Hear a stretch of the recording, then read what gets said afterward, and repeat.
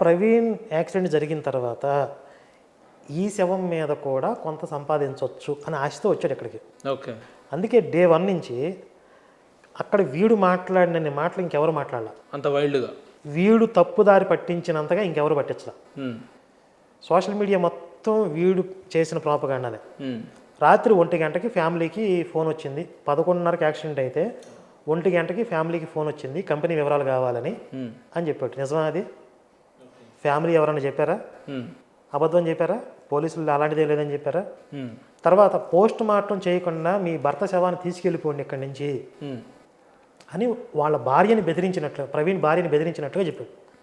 కానీ వాస్తవం ఏంటి? ఆ ఫ్యామిలీ మెంబర్సే బాడీ మాకు ఇచ్చేసేయండి, మేము తీసుకెళ్ళిపోతాం, ఈ పోస్ట్ మార్టం ఏమొద్దని చెప్పి వాళ్ళు మాట్లాడారు. కానీ వీడు రివర్స్లో ప్రచారం చేశాడు.